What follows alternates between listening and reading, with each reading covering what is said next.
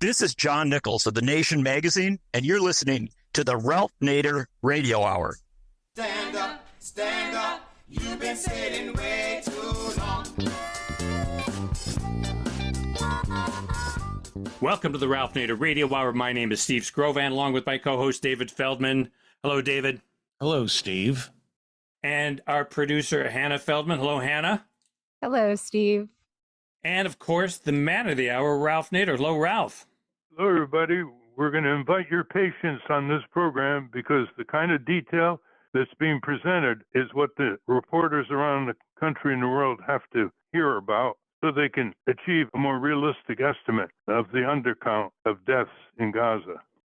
That's right, Ralph. Regular listeners know that whenever we discuss the genocide in Gaza, we talk about the vast undercount of fatalities and why this matters, especially when influential writers like Bret Stephens of the New York Times uses the official Gaza Health Ministry figure of 60,000 as an argument against calling it a genocide.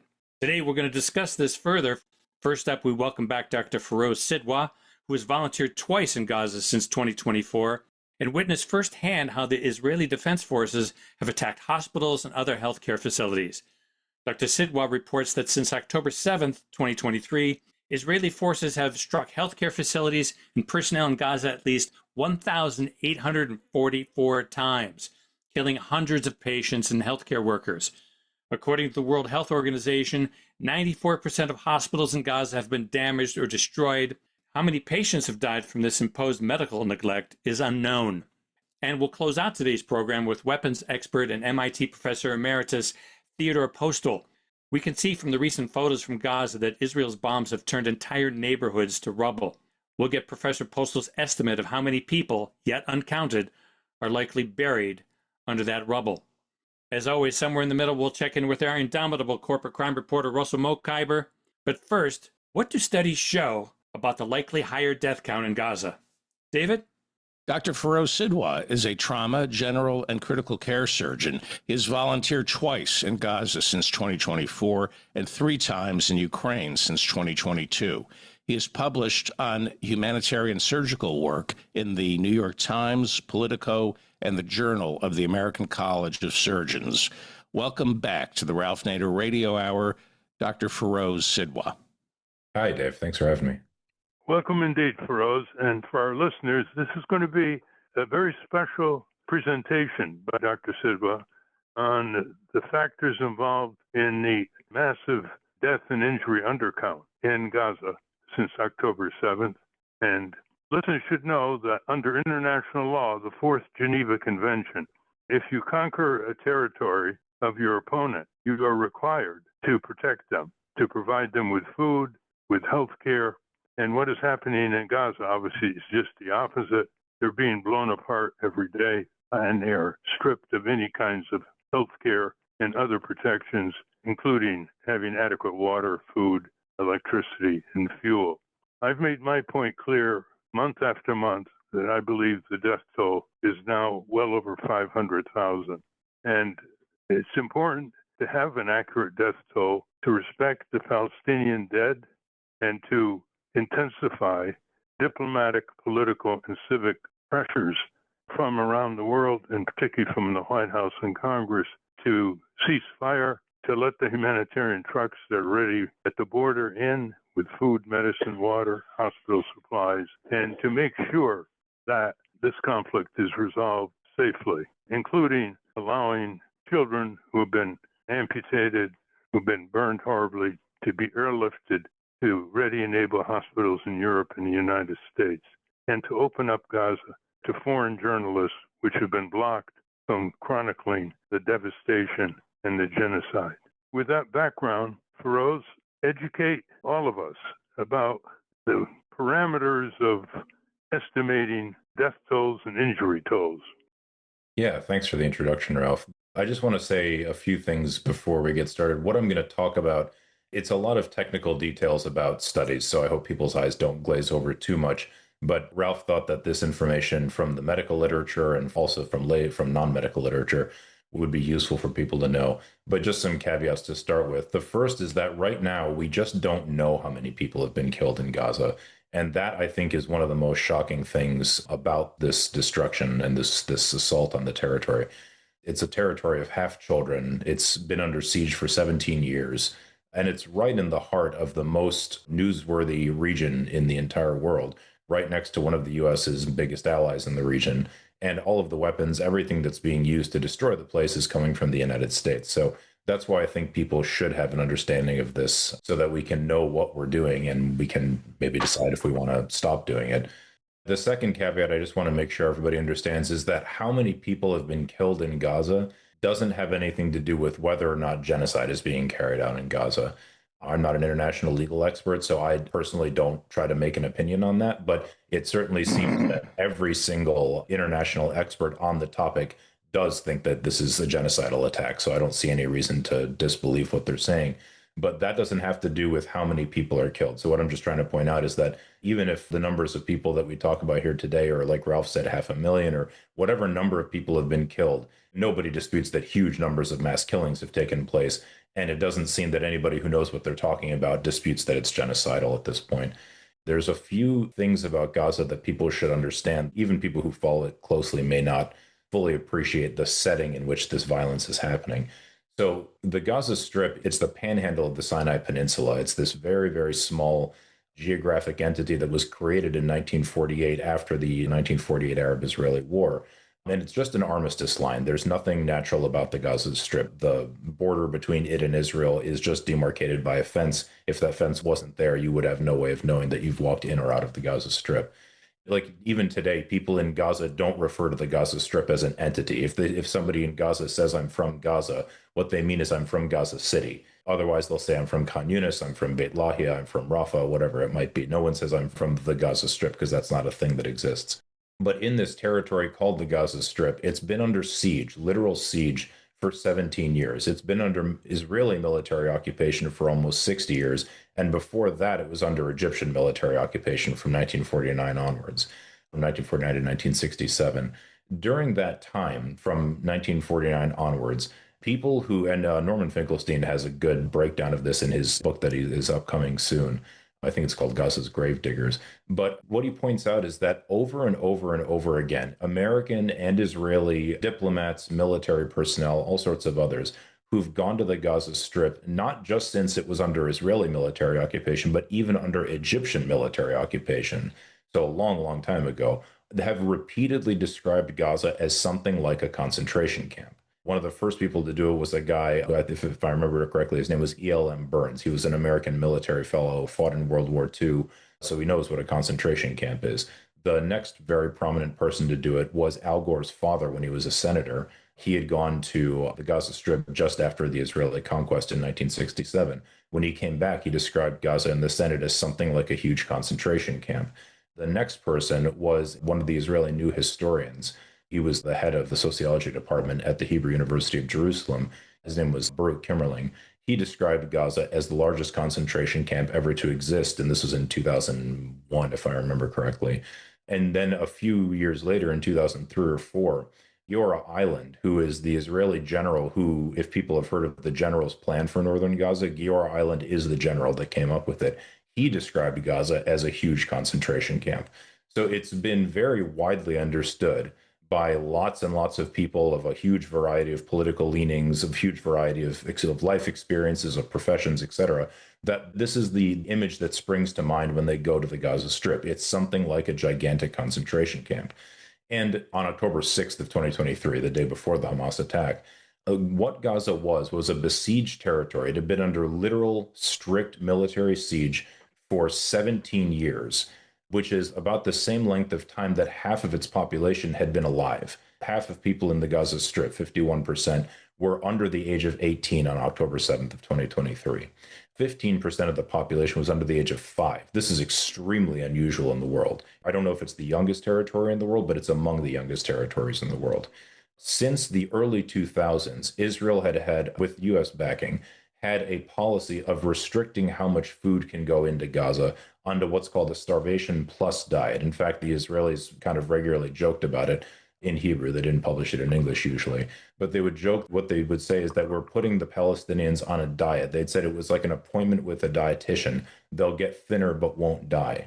Repeatedly, also, Gaza's entire food production system has been destroyed. The first time was the massive Israeli assault of 2008 and 9. That was called Operation Cast Lead.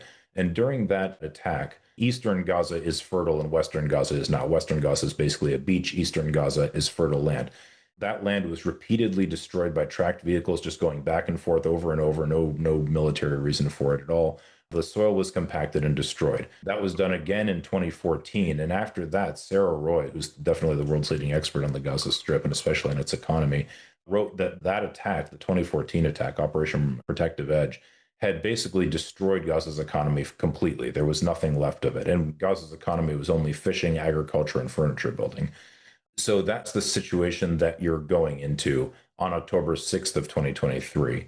Well, obviously on October 7th, there's this big Hamas attack on southern Israel. And then there's this massive air campaign that starts. And then afterwards, there's a huge Israeli ground invasion. And the consequences of that have been studied now by professional medical and public investigators. I'm going to try and go through this systematically to explain what's going on. And you guys, please ask if there's anything I can clarify, please let me know. So the thing that we all read in the newspapers is what the Gaza Ministry of Health or the Hamas Ministry of Health, however people want to describe it. The Gaza Ministry of Health is more accurate, but who cares? We always read that they've reported this number of people. Like I think it's about 62,000 dead today.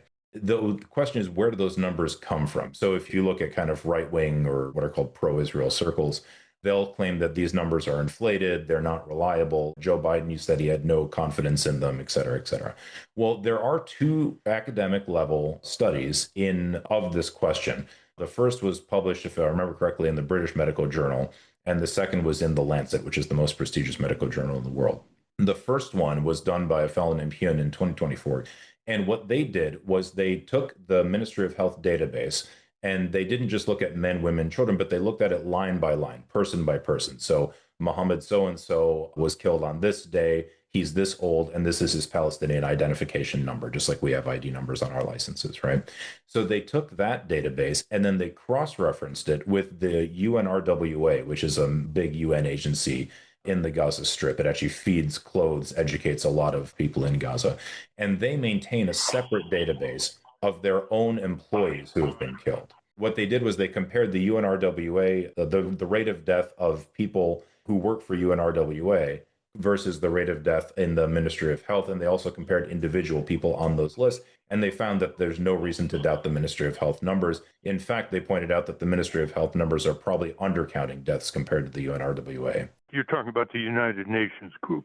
Yes, exactly. The UN Relief and Works Agency, exactly. UNRWA or UNRWA, however people want to pronounce it. So in other words, that study showed that the Ministry of Health is not inflating their numbers. It's not just making them up from nowhere, et cetera, et cetera. The second study that was done was a little bit more sophisticated. It was done by a doctor at the London School of Hygiene, if I remember correctly. Her last name is Jamaluddin. This was done in late 2023. What they did was they looked at the Ministry of Health's death toll, again, line by line, person by person, and they said that there have been some periods in Gaza's history, because normally ID numbers are just handed out one after the other, 101, 102, 103, right? That's perfectly normal. But they said there have been some periods in Gaza's history, for example, right after a long Israeli war like 2008 and 9, 2014, where during the war there were babies born, but they weren't registered because it was just too dangerous to go to a hospital or to move around. So during those times, they then used a different set of numbers to give people IDs so that people didn't have overlapping IDs. And so they found people who had been killed in the Ministry of Health database, and they said, did people who have the birthdays that would be included in those separate types of those separate registration periods, did they actually have those separate registration numbers? And in fact, they did. So in other words, it would be everybody in Gaza would have to know which dates of birth correspond to which unusual ID numbers in order to fake this data, which again is just totally ridiculous. Like, could the CIA maybe do it if they devoted 100 people for a year to doing it? Yeah, possibly. But the idea that Hamas is doing this in the middle of a war is very, very silly.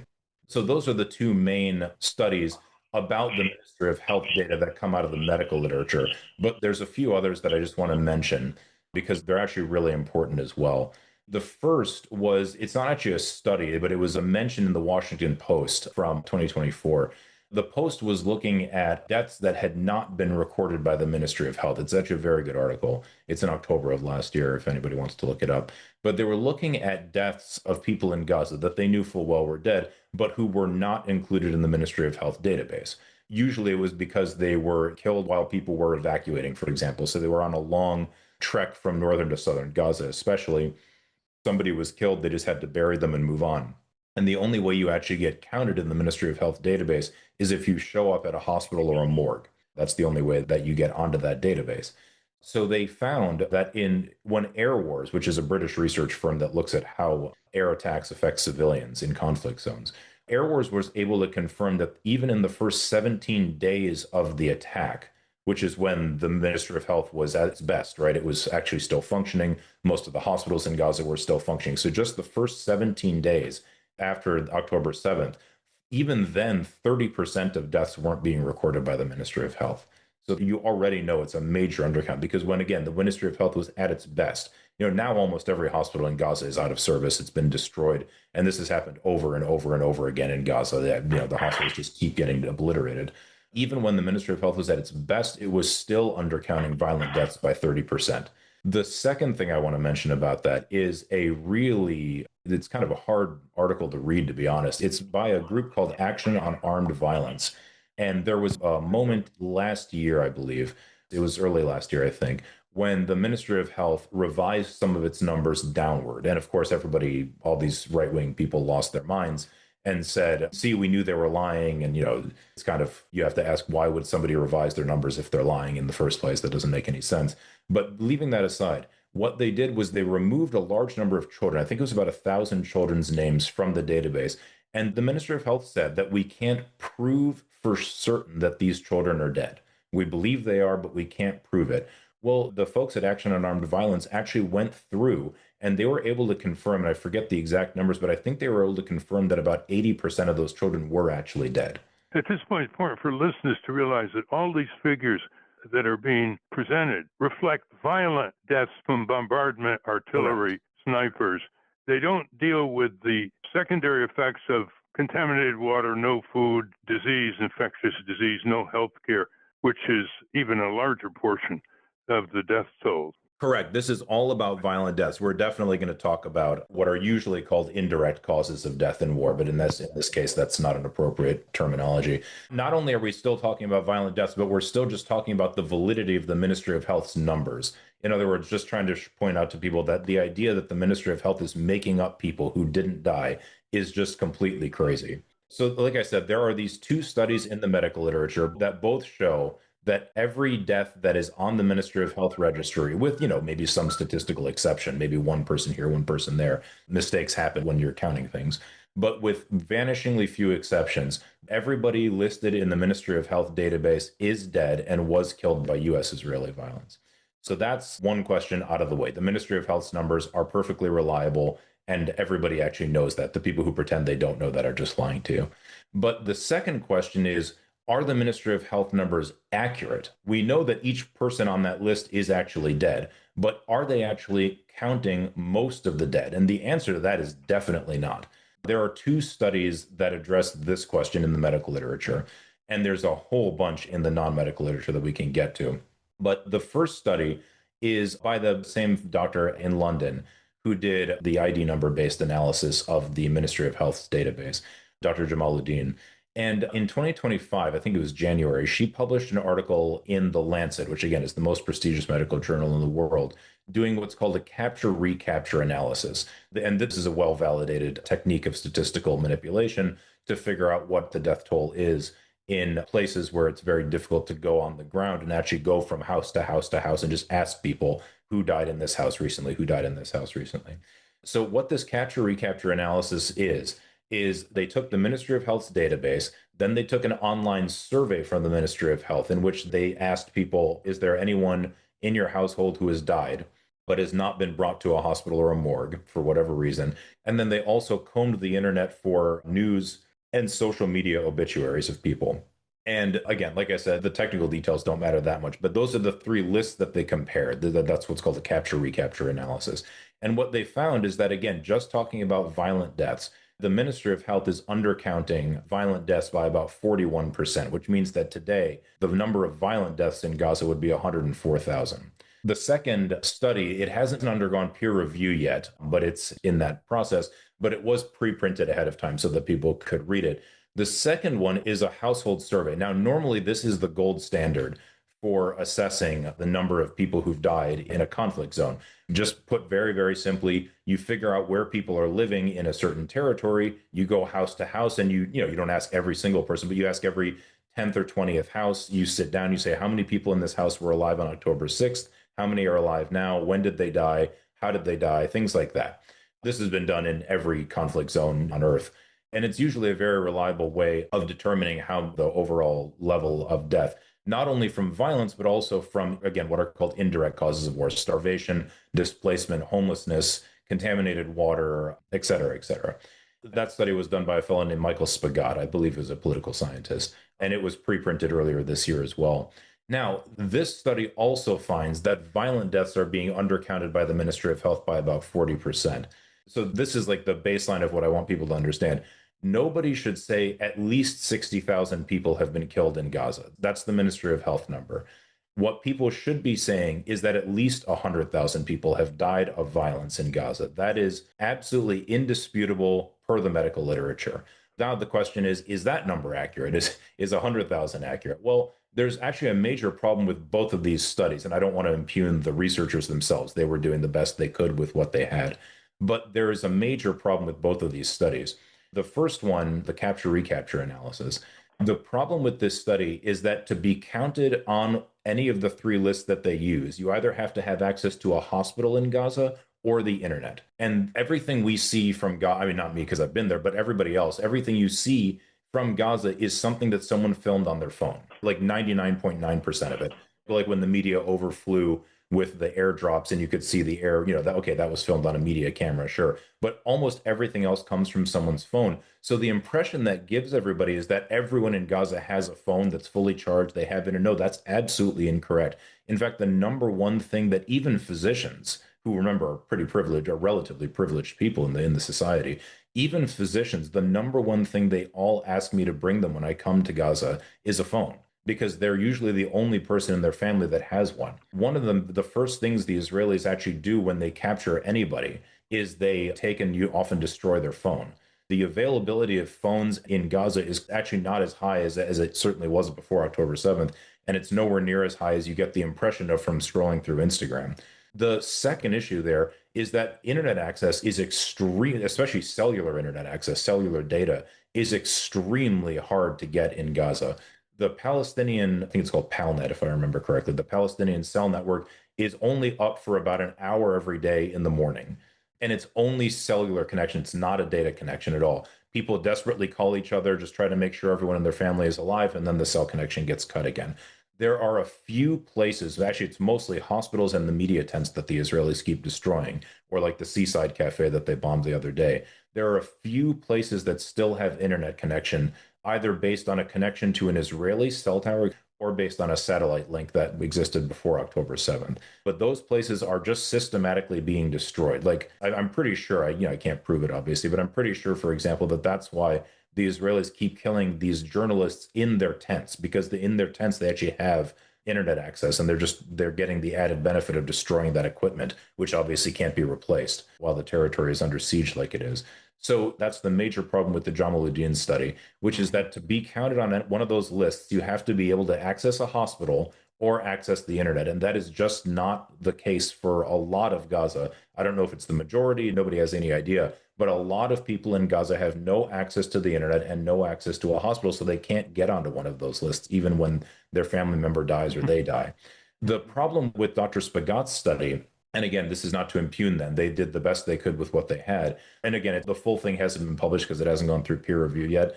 Maybe the finer details are not as well known. But in their methods section, what they say is that their researchers were only able to interview people in Khan Yunis and Deir al-Balah. Those are the two cities right in the middle of Gaza.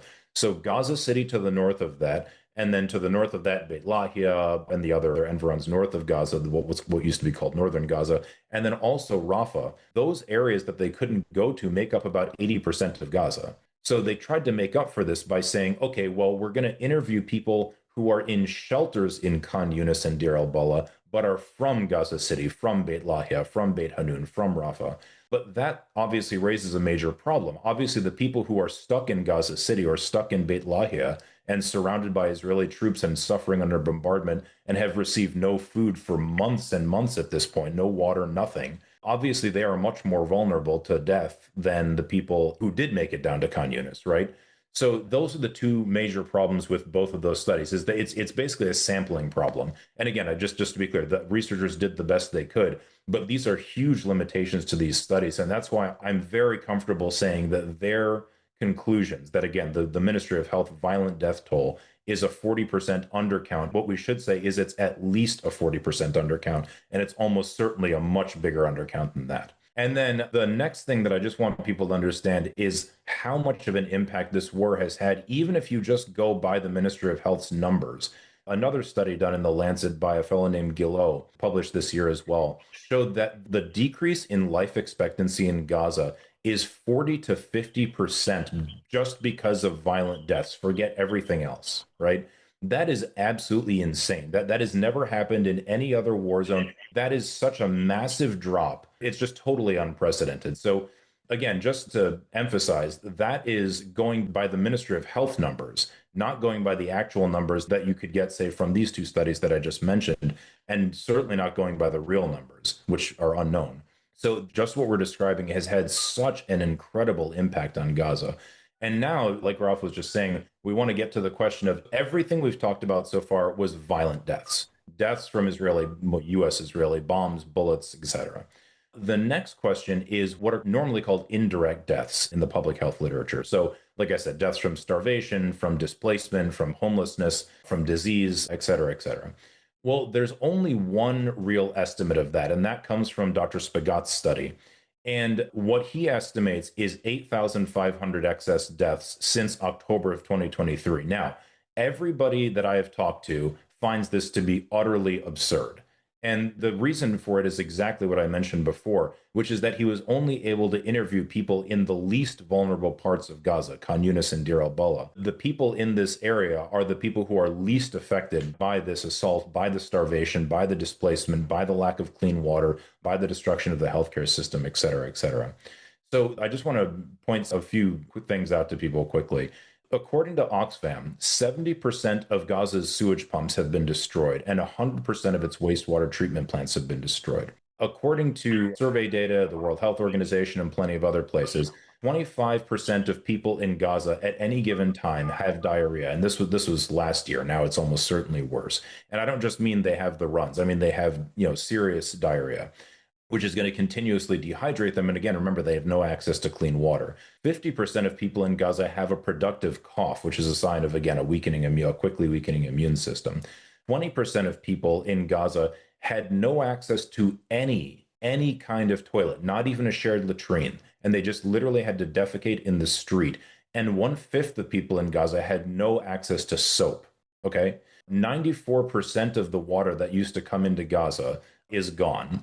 What Oxfam estimates is that since October 7th through June of last year, and certainly decreased since then, there were only 4.7 liters of water available to every person every day in Gaza. And that's not for drinking. That's for drinking, cooking, cleaning, bathing, toileting, everything that human beings use water for.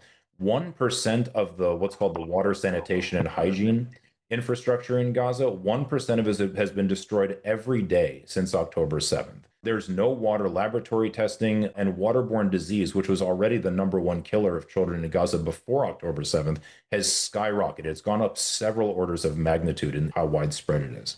96% of households are water insecure, meaning they have nowhere to actually get water. And so then, according to the UN shelter clusters, that's the people that look at housing basically, 34% of housing in Gaza is completely destroyed, meaning the building just does not exist anymore.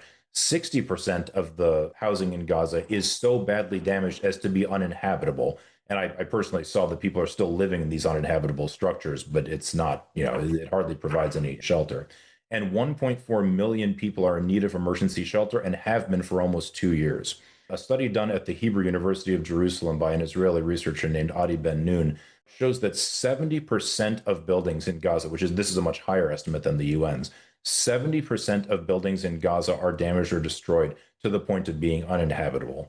And he says even that is almost certainly an underestimate because he's basing it on satellite data. Whereas when you look at the overflights that were just done and the footage that came out from them, it actually seems to be much, much worse than that. And then getting specifically to starvation, there are two articles that have looked at weight loss in the Gaza Strip since October 7th, 2023. The first one was published by a fellow named Al-Nabi in 2024. He looked at people in northern Gaza, so the environs north of Gaza City, Beit Lahia, Beit Hanun, places like that. And this was done in April of last year, so more than a year ago, about a year and a half ago now. And in April of last year, the average weight of a person that they interviewed, these are adults, by the way, had dropped from 85 kilos to 66 kilos, a 19 kilogram drop, right? That's huge. That is absolutely enormous. And again, this was more than a year ago. The second one was published a little bit later in 2024. They interviewed people throughout the Gaza Strip, and they found that 98% were severely food insecure, and the average weight had dropped 10 kilos.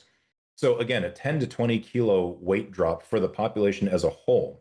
But now you have to remember that starvation never affects an entire population equally. It's not like everybody is losing weight at the same rate.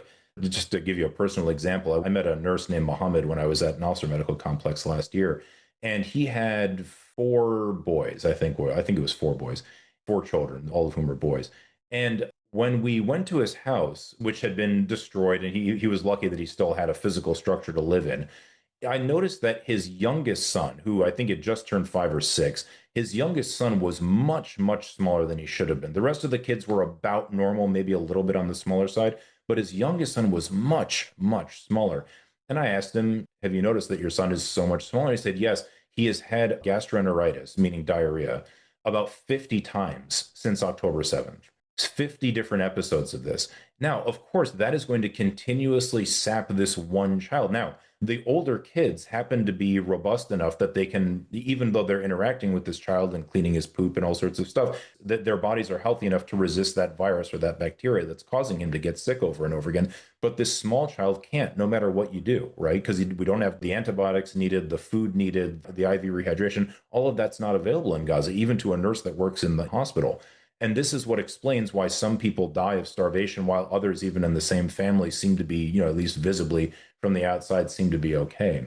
And then when Alex DeWall, who is the leading expert on famine, at least in the United States, he's the president of Tufts World Peace Foundation or something like that. He wrote a blog in which he went through all of the estimates that have been given for starvation in Gaza.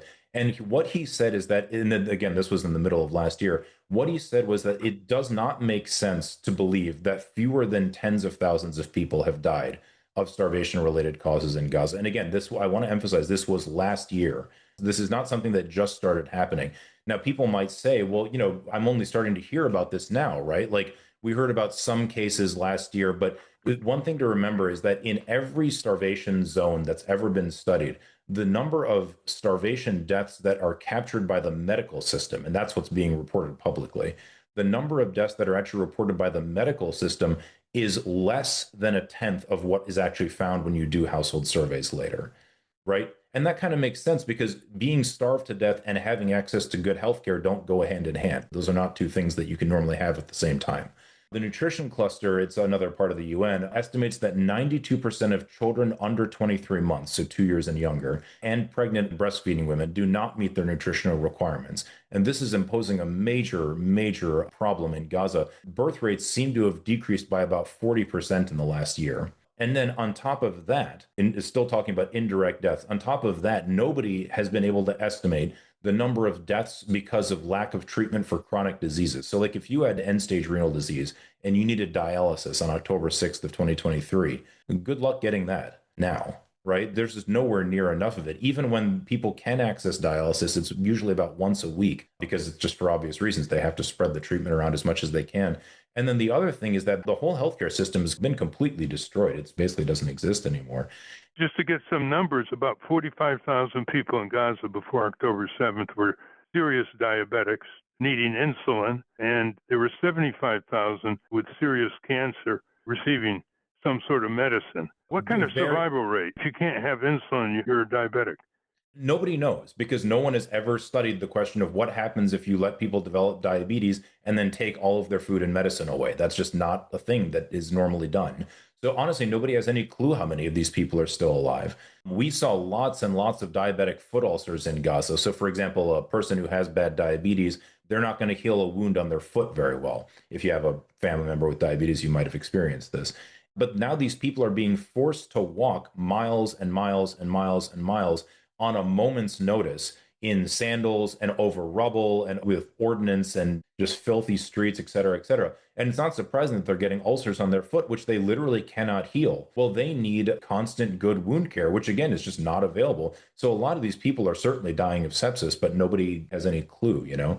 But then just the last point I was going to make about this is that nobody has any idea how many people have died from a lack of treatment of chronic diseases, but also acute diseases, right? Like kids in Gaza still get asthma. They still have asthma attacks. Children die of asthma attacks in the United States. Not en masse, obviously, but like they do. People still get appendicitis. They still get cholecystitis. They still get cancer, like Ralph mentioned. They still get diarrhea, like we've talked about. They still get pneumonia, like we've talked about. All of the normal diseases that affect human health are still happening to people in the Gaza Strip. So all of that was to say that Dr. Spagat's estimate of 8,500 indirect deaths in the last 2 years on the Gaza Strip is ludicrous.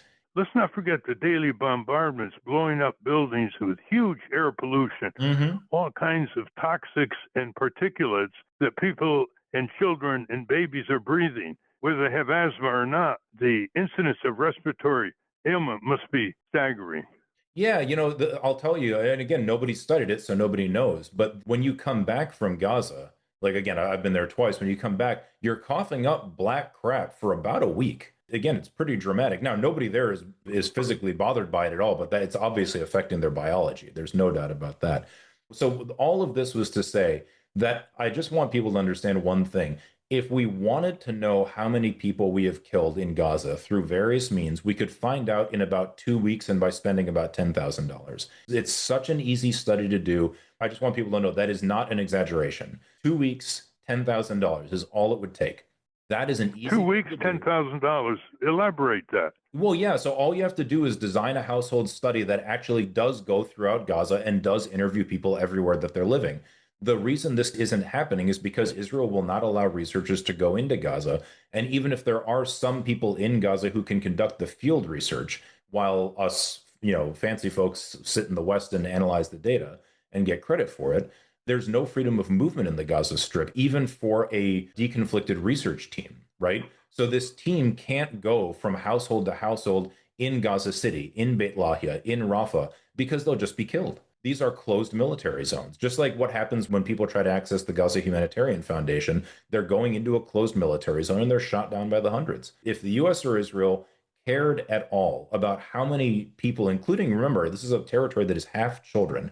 If we cared how many people, including children, we have starved to death, have shot dead, have blown up, etc., we could figure it out in 2 weeks and with 10 grand. The Israelis wouldn't even have to stop their assault. They could keep doing it. They could just agree to deconflict this group of a few people, but they won't do it for obvious reasons. And I shouldn't say we won't do it for obvious reasons. We could force them to. Let's put this in a little larger context. There have been all kinds of estimates of the slaughter in Rwanda that they didn't have detailed data or names. They estimated about 800,000 killed in that genocide. There's no problem estimating deaths and injuries in Ukraine. They even estimate, without any real detail, that 500,000 people were killed under the civil war and the dictatorship of Assad in Syria, and so forth. So people might be listening to this program. People listening to this program might wonder, what's going on in Gaza? Well, what's going on is that Hamas is not interested in an accurate figure because they don't want to arouse the hatred and assaults of their own people for not protecting them, not providing them with share raid shelters or safe rooms or anything. They have no homes. They're all out in the open or in tents. And of course, Netanyahu loves an undercount because that reduces the intensity of coverage of the size of the genocide. And of course, Biden and Trump had no problem with an undercount. And the press didn't unleash its investigatory analysis, as you're hearing on this program in order to come up with more reasonable range of estimates. Ted Postol, who we're interviewing on this program, who's an expert on devastation from bombs and missiles, a retired professor from MIT, said, well, we don't really know the figures, but hundreds and hundreds of thousands. And he said 300, 400, 500,000, 100,000 people and children have died easily. He used the word easily. So that is why we're having so much difficulty since October 7th in coming up with estimates that everybody covering other conflict zones didn't have to deal with, because all the parties on both sides want an undercount. And what you're proposing, Feroze, is a simple household study, maybe with 3 people, you said, who can conduct this in a scientific manner if they were protected. Yeah, if Israel just agreed not to kill them, or if the U.S. told the Israelis not to kill them. Either one would work. Now, you focused on the lack of accurate estimates for injuries. I think once when you came back from Gaza, you mentioned that just about everybody in Gaza is either sick, injured, or dying. Explain the undercount of injuries. Yeah, so this depends on how you define an injury, which I know seems cheeky, but just think about it in this way. At any time an attack is carried out in Israel, the number of casualties, which means fatalities and injuries, casualties includes both. The number of casualties includes people who had mental health issues because of the attack. And I think that's probably appropriate, right? I mean, if somebody has a panic attack, if somebody is, just beside themselves and they need actual medical care for that, it seems reasonable to include them as part of the injured. Can you imagine doing that in Gaza? That would mean that every single human being in Gaza is injured every single day. It's completely crazy. I mean, again, it's a territory of half children. Let me just give you an example. I met a cardiologist at Nasser Medical Complex. I forget his name now. He was describing something that had happened just the day before I met him, that he lived in Rafah, because Rafah still existed at the time. And some bullets from the Philadelphia corridor were fired into his apartment. So I think he and his wife and his 3 children all hit the deck, right? But his 4-year-old daughter just kept dancing in a circle and just singing to her. She's she's just amusing herself like little kids do. And so mom and dad looked at her and said, sweetie, what are you doing? Come here, get down. And she said, no, mommy, look, the bullets are all the way up there. Don't worry. They're all like the bullets were hitting above their refrigerator. Mommy, the bullets are all the way up there. Don't worry. And in other words, this kid, if you think about it, a 4-year-old child has no conscious memories other than of this assault, right? So this kid, she's so used to bullets and bombing and et cetera, et cetera. It's like how a kid can walk into traffic if they live in New York City because they're just used to traffic. So they forget that it's dangerous. She's forgotten that bullets are dangerous. I'll give you another example. One of my friends in Gaza, he's an anesthesiologist named Nazar. He's a very sweet man. He has 5 or 6 boys. I can't remember now. His youngest one is named Keenan. And he asked his son, he texted me this the other day. He asked his son, Keenan, tell me the different types of birds you know. And you know what his answer was? His answer was Apache helicopter, F-16, F-35, and drone. And what Nazar texted me afterwards, he said, when Keenan grows up, how will I teach him? Talk about the long-range stunting of these little kids, assuming they survive. Yeah, so just so everyone understands, it's nobody, again, like I said, nobody has any idea how many people have actually been starved to death in Gaza. But the important thing to understand is that starvation is happening to literally everyone in Gaza. Everyone is now losing weight, with maybe some exceptions somewhere, but literally everyone is losing weight. And the reason is there just is no food. There's a bunch of food a mile away. There's a bunch of food waiting to be brought in. In fact, there's so much food waiting to be brought in that a lot of it's spoiling and having to be destroyed because it's been sitting out in the Jordanian sun for so long on trucks. But literally at this point, everyone in Gaza is severely malnourished. And what that means is that these children who, again, even before October 7th, were not eating normally. This is really important for people to understand, but they weren't starving to death. Stunting was already a big problem in Gaza before October 7th. Vitamin deficiencies, anemias, these were all very common nutritional problems in Gaza because of Israel's restrictions on farming in Gaza, fishing in Gaza, and the import of humanitarian aid. But after October 7th, it's just been skyrocketed. So most of Gaza's population has been hungry and losing weight for basically since October 7th. And again, half of the population is kids. 15% of the population is kids under 5. Their brains are still developing. So these kids, a lot of them, even what they have been eating is just flour or rice. For a year and a half, they've had no protein. They've had no significant source of fat, especially not of essential essential amino acids and essential fatty acids. And that is causing a huge problem for just the normal development of their brain. And then, of course, their growth to a normal height there. But it's going to cause a huge problem. On top of that, the destruction of families in Gaza is so extensive. The number of orphans is so enormous that you're just creating a huge underclass of people who are going to be extremely stunted in their mental and physical capacities, who are going to have no family structure to rely on. And it's outrageous. I mean, it's a crime. This is such a multi-layered crime that is going to have effects for so long in the future. And I just want to make sure everyone understands it's not Israel doing it. It's us. We are doing this. Without our support, the Israelis can't do any of these things. It's a U.S.-Israeli project, and we can stop it tomorrow. Alex DeWall had a good line the other day. He's that expert on famine that I mentioned. He said if Israel, you should have said the U.S. and Israel, if the U.S. and Israel decide that they want every kid in Gaza to eat breakfast tomorrow, the UN can make that happen. But they're refusing. Because of all the trucks ready on the border just a few miles away. Yeah.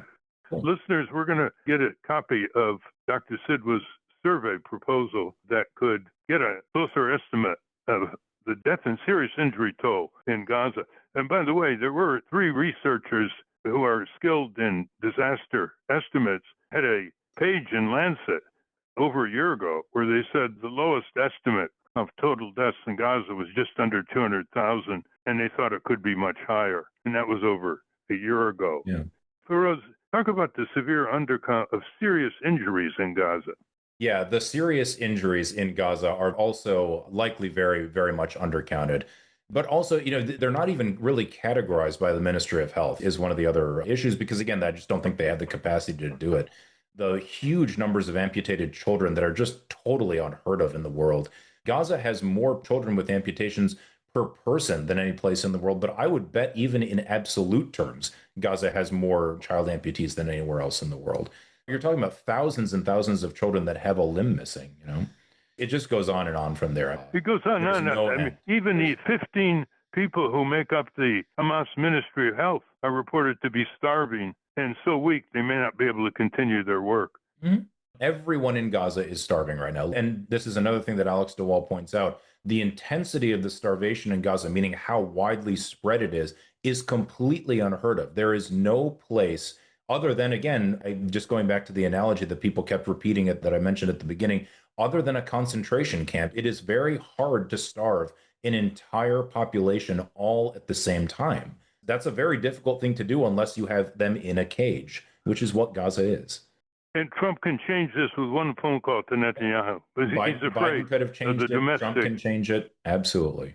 But we have to remember that they're not going to unless we force them to. We can bemoan the moral depravity of Donald Trump and Joe Biden all we want.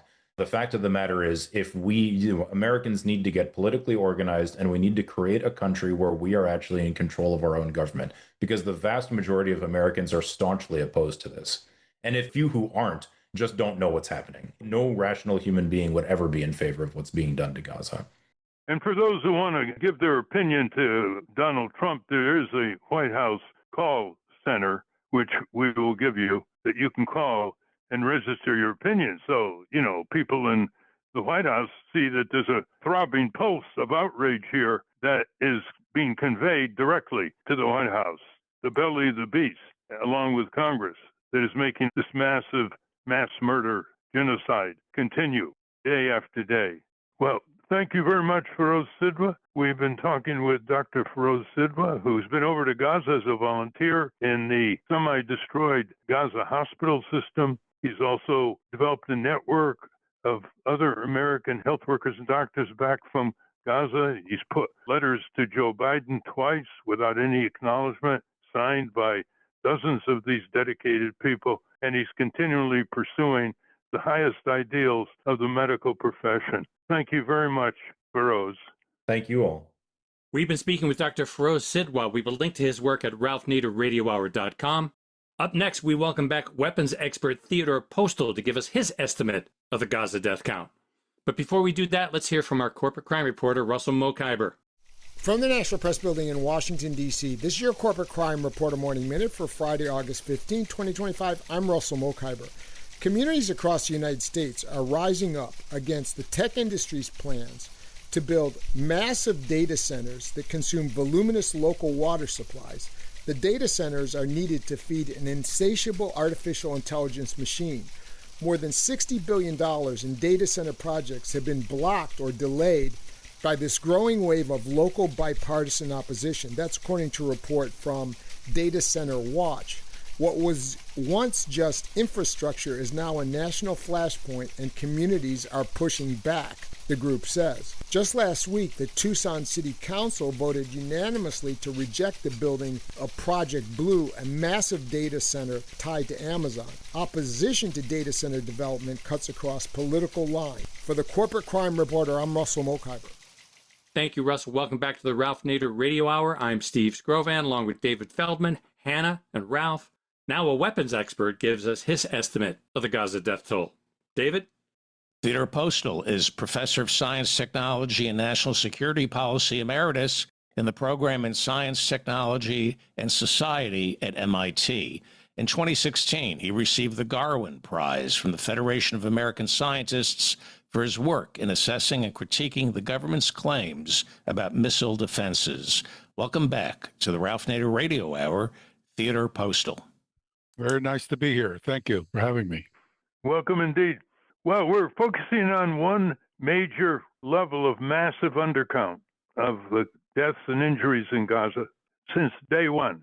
I got alerted to this, Ted, when I heard that the Assistant Secretary of State for Biden testified for Congress. She was asked about the casualties just a few weeks after October 7th, and she said, our casualty estimates are higher than Hamas.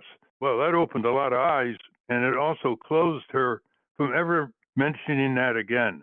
But you are the expert on the destructive power of whatever munitions the Israeli genocide is using, and we'd like to get your view on what range of estimates you think are plausible here.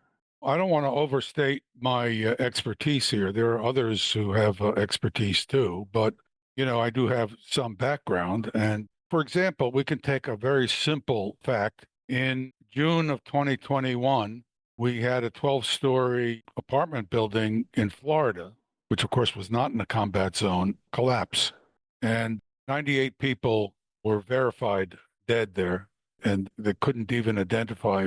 They had to use DNA techniques to identify many of the people with people who were believed to have been lost. So that's a single 12-story building, 100 people in that building. And imagining that there are 1,000 such buildings destroyed that way in Gaza, which certainly plausible. I mean, big buildings like this, you can see the aerial photographs of the ground where you see all these buildings that are large multi-story buildings that are basically collapsed, just piles of debris. Now, the people in those buildings, where were they when the buildings were collapsed? Well, they weren't on the streets because you take shelter in some way. I don't know what you do. You go into a stairwell, which is a prudent thing to do if the building is not going to collapse. But if the building is totally collapsed, the stairwell doesn't help you much. And just from that alone, that exercise, you could imagine 100,000 people dead or more just from looking at the debris. Where are these people? Where were they? Where could they have gone? And I honestly can't say that I know, but what I can say is that it's highly plausible, in fact, probable, I would say, that 200, 300, or 400,000 people are dead easily. There's no infrastructure. There are no shelters. There's no place for them to have gone when these attacks occurred. All you can, if you look at the photographs of these buildings under attack and then look at the before and after photographs, they're just rubble. Easily, in a city of 2.3 million people, there were some cases you could see, photographic evidence of big fires in areas of Gaza when multiple attacks occurred. And no water to put them out. No water and no fire trucks. Once you have a mass fire, if you're inside the fire zone, you're dead. We know that from lots of data we have. Once you have a mass fire, the fire generates its own fire winds. There's no place to hide. The combustion is enhanced by the fire winds that are generated by the buoyantly rising hot air. Nobody lives through that, just simply it's a death trap. So anywhere there were mass fires, you can assume that essentially everybody inside the fire zone perished. But the collapse of buildings, a big building has an enormous amount of weight per unit area on each floor. So if the floor above you comes down, even if there aren't floors above it, and there are floors above it, you're almost certainly at a minimum trapped, and most likely you're crushed or dead. But if you were unfortunate enough, and I say unfortunate enough to be trapped in a cavity, you're dead anyway. You're just going to die from exposure, and there's no water, there's no air, So when you have a large building collapse, everyone is going to be dead unless they're out of the building. It's just that simple. And even when you have large buildings collapse and you have people coming in to search for people, you typically only find a few people who happen to have been lucky enough to be trapped in a cavity that's near a surface area of the rubble heap. If you're deep in the rubble heap, your chances of surviving are near zero. Thank you very much, Professor Ted Postol, for coming on and sharing your views on the vast death and injury undercount in Gaza. Well, thank you very much for having me. I'm sorry I can't do more than just talk. I want to thank our guests again, Dr. Feroze Sidhwa and Ted Postol. For those of you listening on the radio, that's our show. You podcast listeners, stay tuned for some bonus material, and we got a lot of it. We call that the wrap-up, featuring Francesco DeSantis with In Case You Haven't Heard. A transcript of this program will appear on the Ralph Nader Radio Hour Substack site soon after the episode is posted. Subscribe to us on our Ralph Nader Radio Hour YouTube channel. And for Ralph's weekly column, it's free at nader.org. For more from Russell Mokhiber, it's at corporatecrimereporter.com. The American Museum of Tort Law has gone virtual. You can visit tortmuseum.org to explore the exhibits, take a virtual tour, and learn about iconic tort cases from history. To order your copy of the Capitol Hill Citizen, Democracy Dies in Broad Daylight, it's at capitolhillcitizen.com. And remember to continue the conversation after each program. You can go to the comments section at ralphnaderradiohour.com and post a comment or question on this week's episode. The producers of the Ralph Nader Radio Hour are Jimmy Lee Wirt, Hannah Feldman, and Matthew Marin. Our executive producer is Alan Minsky. Our theme music, Stand Up, Rise Up, was written and performed by Kemp Harris. Our proofreader is Elizabeth Solomon. Join us next week on the Ralph Nader Radio Hour. Thank you, Ralph. Thank you, everybody. Stand up, step up, you ought to step up. Rise up, I know you ought to rise up and stand up, you've been saying, I think you should step up, I think that you should step up.